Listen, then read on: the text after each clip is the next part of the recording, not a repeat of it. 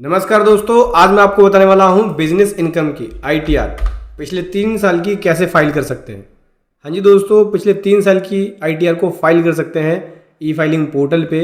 आज मैं आपको बताने वाला हूं स्टेप बाय स्टेप। देखो, करंट ईयर यानी इसका मतलब ये हुआ कि असेसमेंट ईयर 22-23 की आईटीआर अभी पोर्टल पे अलाउ है। 31 दिसंबर 2022 तक आप लेट फीस के साथ, अगर 2.5 लाख से ऊपर इनकम है तो 1000 रुपये की लेट फीस 5 लाख तक इनकम पे लगेगी, और 5 से ऊपर है तो 5000 की लेट फीस लग जाती है। तो लेट फीस के साथ करंट ईयर की आईटीआर को फाइल कर सकते हैं असेसमेंट ईयर 22-23। उससे पिछले 2 साल की आईटीआर को फाइल करने के लिए गवर्नमेंट ने यहाँ पे स्कीम लॉन्च करी है अपडेटेड रिटर्न। आईटीआर यू के जरिए आप फाइल कर सकते हैं बिजनेस इनकम को, पिछले 2 साल की बिजनेस इनकम को। मैं आपको दिखाता हूँ। देखो, ये है करंट ईयर असेसमेंट ईयर 22-23। ठीक है, 22-23 की रिटर्न अभी पोर्टल पे अलाउ है। 31 दिसंबर 2022 तक आप फाइल कर लो। ठीक है, उसे पिछले साल की फाइल करनी है तो यहाँ पे असेसमेंट ईयर 21-22 के अंदर देख सकते हैं, ये है आईटीआर 4। यहाँ पे मैं आईटीआर 4 फाइल करने वाला हूँ। प्रेजम्पटिव बेसिस पे अपनी इनकम को डिक्लेयर कर रहा हूँ 44 एडी में। ठीक है, बिजनेस इनकम के अंदर।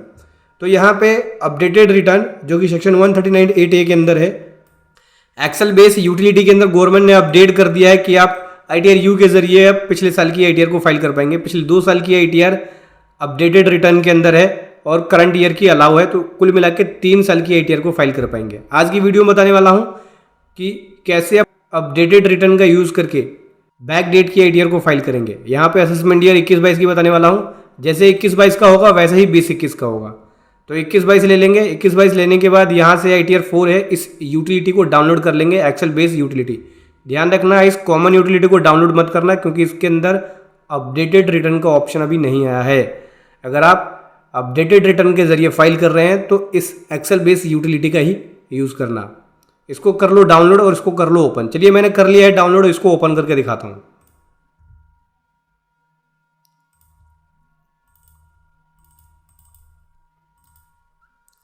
तो दोस्तों, ये मैंने एक्सेल शीट कर लिया है डाउनलोड और अभी इसे ओपन करने जा रहे हैं।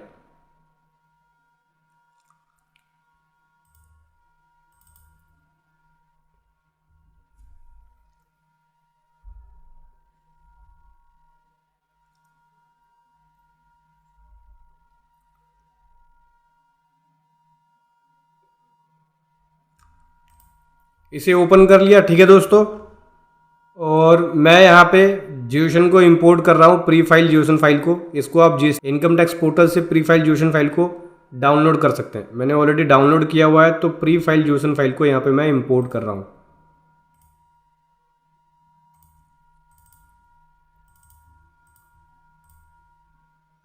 थोड़ा सा टाइम लेगा।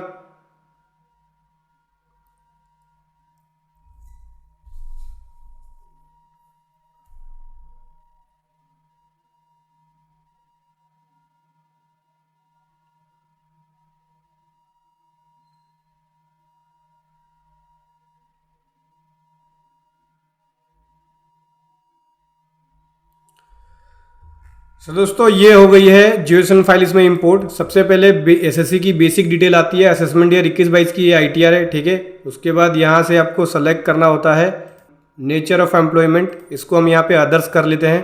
ठीक है, फाइलिंग का सेक्शन सेलेक्ट करना होता है, कौन से सेक्शन के अंदर आप फाइल कर रहे हैं। देखो, यहाँ पे जैसे ही आप फाइलिंग का सेक्शन सेलेक्ट करेंगे अपडेटेड रिटर्न 139(8)A, तो एक टेबल और आ जाएगी। ठीक है, मैं आपको दिखाता हूँ। मैंने ये सेक्शन सेलेक्ट किया, ये देखो part A 139(8)A ITR you updated return की एक टेबल और ये आ गई।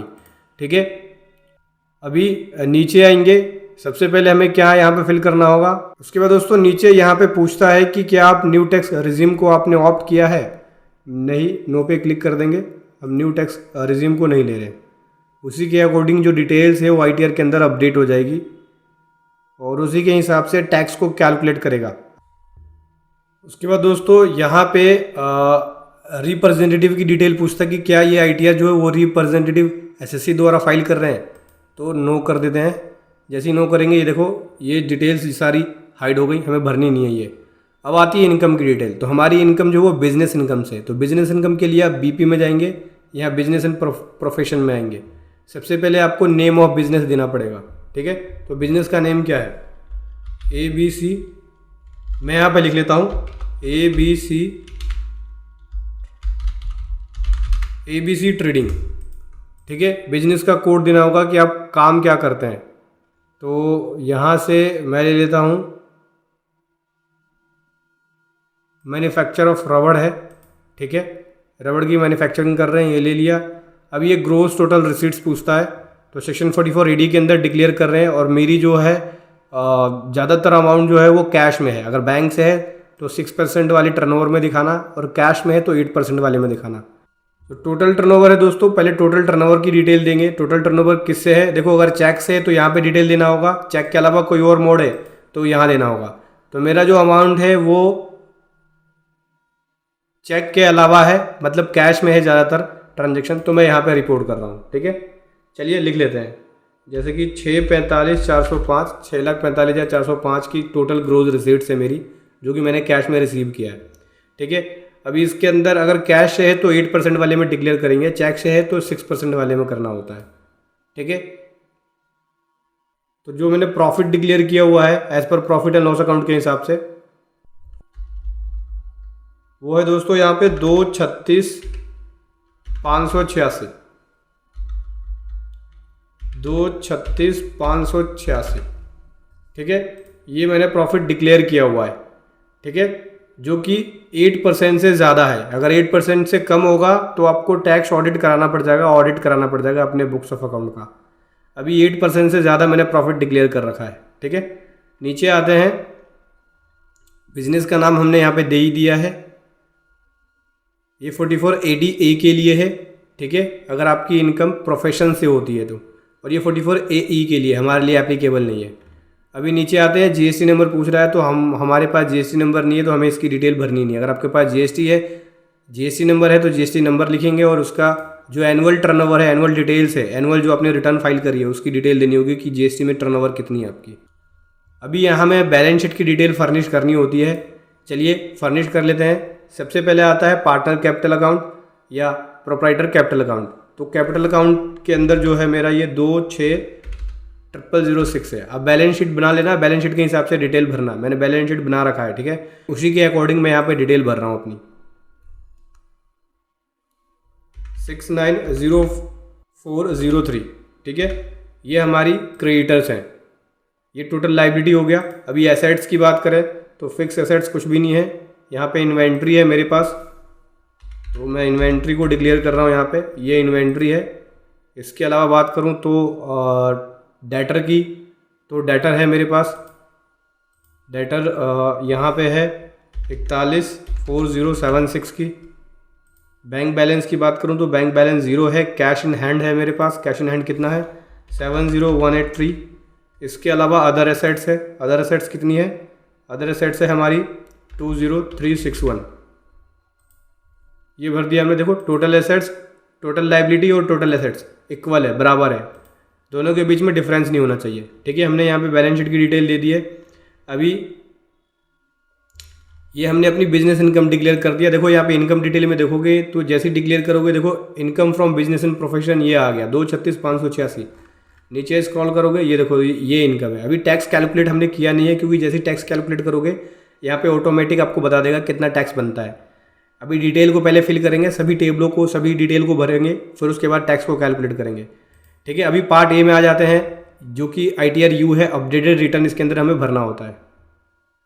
चलिए ये बताता हूँ। उससे पहले बताना चाहूँगा, जो भी भाई बंधु मेरे चैनल पे पहली बार है, इस वीडियो को पहली बार देख रहे हैं, जिन्होंने अभी तक सब्सक्राइब नहीं किया, सब्सक्राइब कर लीजिए, साथ ही साथ बेल आइकन पे भी क्लिक कर लीजिए, ताकि इस तरह का कंटेंट आपको मिलता रहे। तो दोस्तों यहाँ पे ITR U में सबसे पहले ये पूछता है कि असेसमेंट ईयर, कौन सी असेसमेंट ईयर की फाइल कर रहे हैं, 21-22 की। पहले क्वेश्चन ये पूछता है कि क्या आपने इस असेसमेंट ईयर की प्रीवियस ईयर में या पहले रिटर्न फाइल करी है, ITR फाइल करी है आपने क्या इसी असेसमेंट ईयर की 21-22 की पहले? नहीं, हमने फाइल नहीं करी है, तो हम क्या करेंगे, यहाँ ड्रॉप डाउन से नो पे क्लिक कर देंगे, ठीक है।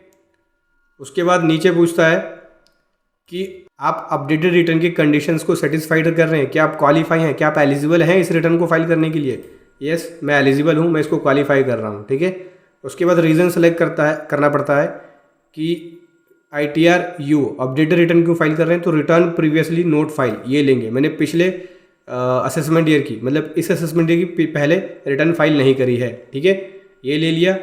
दोस्तों अब यहाँ पूछता है कि कौन से पीरियड के अंदर रिटर्न फाइल कर रहे हैं, क्योंकि यहाँ पे अगर आप 12 महीने तक फाइल करते हैं अप टू 12 मंथ, तो वो उस हिसाब से पेनल्टी को कैलकुलेट करता है, और 12 से 24 के महीने के अंदर फाइल करते हैं तो उस हिसाब से पेनल्टी को कैलकुलेट करता है। ठीक है, मतलब कि अगर आपने 12 महीने तक फाइल किया, 12 महीने के अंदर अपडेटेड रिटर्न को फाइल किया तो 25% की पेनल्टी को कैलकुलेट करेगा। 12 से 24 महीने के बाद फाइल करेंगे तो 50% की पेनल्टी को कैलकुलेट करेगा। ठीक है, ये 12 महीने की कैलकुलेशन कब से होगी? जिस दिन असेसमेंट ईयर खत्म हो गया, उससे खत्म होने के 12 महीने के अंदर अगर आपने फाइल किया तो वो अप टू 12 मंथ आएगा, उस हिसाब से 25% पेनल्टी। और 12 से 24 मंथ के अंदर अगर आपने ITR U को अपडेटेड रिटर्न को फाइल किया तो उस केस में 50% की पेनल्टी को कैलकुलेट करेगा। तो मैं यहाँ पे जो ITR U है वो 12 से 24 महीने के अंदर फाइल कर रहा हूँ। ठीक है, तो मैंने यहाँ पे ले लिया 12 से 24 महीना। मैं यहाँ पे जो अपनी ITR फाइल कर रहा हूँ वो 12 महीने के अंदर फाइल कर रहा हूँ। ठीक है, क्योंकि असेसमेंट ईयर 21-22 की जो एंडिंग है वो 31 मार्च 2022 को हुई है। अब 31 मार्च 2023 तक 12 महीने चलेगा, फिर 23-24 के अंदर 12 से 24 महीना चलेगा। अभी 12 महीना ले लिया हमने, यहाँ पे 12 महीने के अंदर फाइल कर रहे हैं।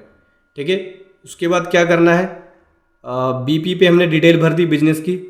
TDS वाले शेड्यूल में पूछता है कोई अगर आपका TDS है तो उसकी डिटेल दे सकते हैं, तो हमारा यहाँ पे कोई TDS नहीं है। यहाँ आता है IT income tax, detail of advance tax, self assessment tax, उसकी डिटेल होगी। यहाँ भी नहीं है हमारी कोई डिटेल। TCS है कोई तो उसकी डिटेल आएगी, ये भी नहीं है हमारा। अभी टैक्स पेड वेरिफिकेशन आ गया। टैक्स पेड वेरिफिकेशन में बता देता है कि कितना टैक्स बना और कितना आपने पे किया है, तो इसको भी कैलकुलेट करेंगे, लेकिन अभी नहीं। जब हम टैक्स को कैलकुलेट करेंगे तब इसकी डिटेल अभी यहाँ आएगी, मैं आपको दिखाऊंगा। बस आपको बस पहले क्या है, डिटेल भरते जानी है। अभी प्लेस पूछ रहा है, प्लेस यहाँ पे लिख देते हैं हम। ये हमने प्लेस लिख दिया यहाँ पे। कंप्यूटेशन ऑफ टोटल इनकम, देखो ये टोटल इनकम हो गई, अभी इस पर टैक्स कैलकुलेट नहीं किया है। और डिटेल्स को भर लेते हैं। ATD में बोलता है कि क्या आप या आपके फैमिली मेम्बर में कोई सीनियर सिटीजन है एक्सक्लूडिंग पेरेंट्स? नहीं।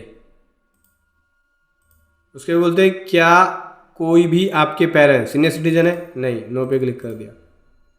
ATG में डोनेशंस की डिटेल जाती है। इसके अलावा और कोई डिडक्शंस नहीं है हमारा यहाँ पे। ठीक है, अभी क्या करना है, लगभग सारी टेबलों को भर लिया हमने। अब मैं सीधा यहाँ पे टैक्स पेड वेरिफिकेशन पे आऊँगा, और अब दोस्तों सीधा इनकम डिटेल पे आएंगे और यहाँ पे कैलकुलेट टैक्स का ऑप्शन आता है। कैलकुलेट टैक्स पे क्लिक करेंगे। ठीक है, ये टैक्स पेड वेरिफिकेशन के अंदर रिटर्न जो हम फाइल कर रहे हैं वो खुद से फाइल कर रहे हैं, सेल्फ लिख लिया। वेरिफिकेशन की डिटेल्स को मांग रहा था, अभी हमने दे दिया। अभी इसको वैलिडेट करके देख लेते हैं। ये टेबल ओके है। इनकम वाली डिटेल पे आएंगे, कैलकुलेट टैक्स पे क्लिक करेंगे, अभी टैक्स को कैलकुलेट करके बता देगा। अभी नीचे स्क्रॉल करेंगे, देखो ये इनकम हो गई, इसके ऊपर कोई टैक्स बना नहीं है, ये इनकम हो गई। यहाँ देख सकते हैं, यहाँ पे टैक्स 0 बना है। उसके बाद BP में हमने बिजनेस एंड प्रोफेशन की इनकम की डिटेल दी है। अभी सीधा आते हैं पार्ट ATI पे। ठीक है, कंप्यूटेशन ऑफ टोटल इनकम। देखो ये टोटल इनकम हो गई, इसके ऊपर यहाँ पे कोई भी टैक्स बना नहीं है, नहीं पेनल्टी नहीं इंटरेस्ट लगा है। वो रीज़न ये है क्योंकि हमने अपनी इनकम जो 2.5 लाख से कम दिखा रखी है।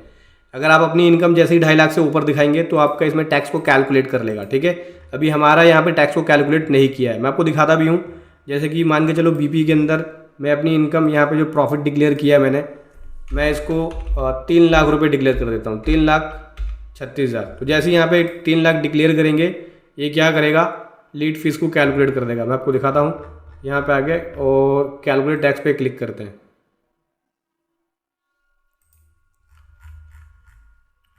देखो ये हमारी इनकम हो गई 3 लाख रुपए। ठीक है, टोटल इनकम, ये बिजनेस इनकम आ गई 3 लाख रुपए। अभी नीचे स्क्रॉल करेंगे, ये देखो दोस्तों, इस पे इसने टैक्स बनाया, इसका रिबेट दे दिया, 1000 रुपये की लीड फीस को कैलकुलेट कर दिया। ठीक है, तो जैसे ही आप यहाँ पे अपनी इनकम को बढ़ाते हैं, अगर 2.5 लाख से नीचे रखेंगे तो लीड फीस को कैलकुलेट नहीं करेगा, 2.5 लाख से ऊपर जाएंगे तो लीड फीस को कैलकुलेट करेगा, और 5 लाख तक रखेंगे तो टैक्स को कैलकुलेट नहीं करेगा। 5 लाख से ऊपर जाएंगे तब वो टैक्स को कैलकुलेट करेगा और उस पर लेट फीस, पेनल्टी, इंटरेस्ट सब कुछ लगाएगा। ठीक है, अपडेटेड रिटर्न के अंदर जो 25% की पेनल्टी है वो भी आपकी लगेगी, वो यहाँ लगती है 25% की एडिशनल पेनल्टी, यहाँ पे वो लगाएगा। ठीक है, अगर टैक्स लायबिलिटी बनती है, देखो टैक्स लायबिलिटी का बनाता है, तो टैक्स लायबिलिटी कुछ बनी ही नहीं है, इसलिए यहाँ पे पेनल्टी भी 0 है। जैसे ही आपकी टैक्स लायबिलिटी बनेगी उसके ऊपर वो 25% की जो पेनल्टी है वो अलग से कैलकुलेट कर देगा। अभी केवल लेट फीस बना है क्योंकि 2.5 लाख से ऊपर दिखा दिया, 2.5 लाख से नीचे रख दो लेट फीस भी नहीं बनेगा। ठीक है, तो ये रिटर्न जो है हमारी रेडी है। अभी क्या करना है, सिंपल है, इनकम वाले शीट में आना है और यहाँ से जनरेट जियोशन पे क्लिक करेंगे। ठीक है, ये बोल रहा है कि जियोशन फाइल हमारी सेव हो गई है। बस आपको करना क्या है, इस जियोशन फाइल को इनकम टैक्स पोर्टल पे ले जाके अपलोड कर देना है और रिटर्न अपनी फाइल कर लेनी है। तो दोस्तों ऐसे आप अपडेटेड रिटर्न का यूज़ करके अपनी बिजनेस इनकम की ITR को फाइल कर सकते। 3 साल की ITR मिस हो गई है तो 2 साल की ITR यू के माध्यम से फाइल कर सकते हैं, बाकी 1 साल की करंट ईयर की अलाउ है। इस प्रकार से पिछले 3 साल की आप ITR को फाइल कर पाएंगे बिजनेस इनकम की। वीडियो कैसी लगी ज़रूर बताएं। Thank you so much. जय हिंद और वंदे मातरम।